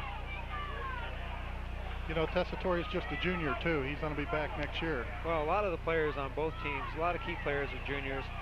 They have a program. Quick out to May over here. Michael May gets up to about the 20-yard line. It's going to be enough for a first down. The quick out by Tessitore. got to Michael May, and he was able to wheel and deal a little bit after he made the catch. Just a little 5-yard turnaround, and I think this is maybe the type of play that maybe they should have been looking at going to all game. They're starting to get a little momentum. At least they got out of the goal line situation. Again, 2 wide receivers and a wing. Tessitore back to throw. Good protection. Ball goes out to Woods. He steps out of a tackle, deals up. Again, great move by Woods there. He juked two defenders, and number 36 had to come up, Eugene Cooper, and make the play.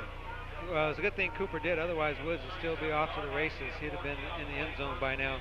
Ball's on about the 36, 37-yard line. First down 10 yards ago. Fontana on the move, trying to find their way back to Eisenhower's territory and eventually into the end zone.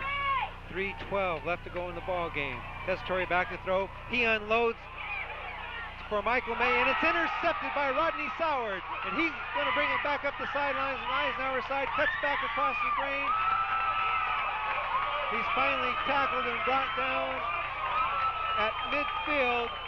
It's going to be first down 10 yards to go for Eisenhower, and that may have just shut the door on the Fontana High hopes of revenge over last year's loss.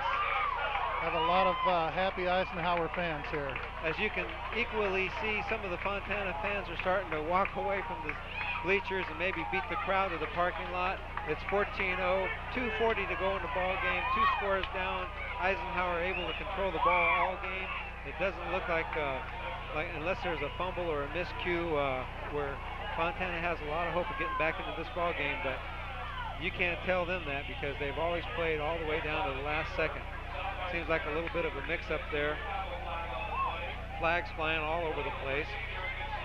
Dick Smith, his preliminary indication is that it's illegal procedure on Eisenhower, so it's going to be first down 15 yards to go. I think what they were trying to do, Carl, is just a quarterback sneak, run the clock down. Again, we're looking at that play again by Tessitore passing the ball. Soward makes a great over-the-head catch, scoots down the sideline, jukes one player, gets hit by a host of others. Excellent play by Soward. That guy offense again. Hicks turns and gives the ball to Love.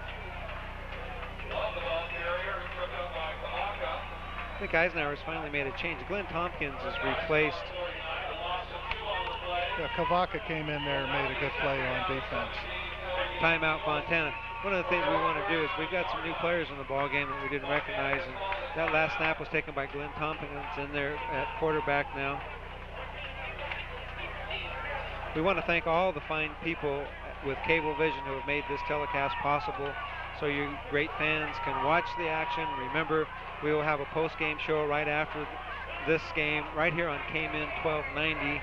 Stay tuned. We're going to have plenty of guests. We're going to rehash the game. We're going to talk about where the key plays were, and then, of course, don't forget tomorrow morning at Prep Talk at 8:30, you can call in to my show, talk to myself, Ed Flanagan, Louis Brewster, or Nick Leyva, and make your comments on the game. And again, call us here at KMN 1290, and we'll be able to discuss this game a little further. And again, you can start to see some of the people from the Fontana side. Maybe they're not.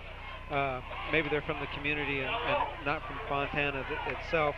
Most diehard Fontana stands haven't gone anywhere yet. They've seen their team come from behind. Again, turn in the pitch.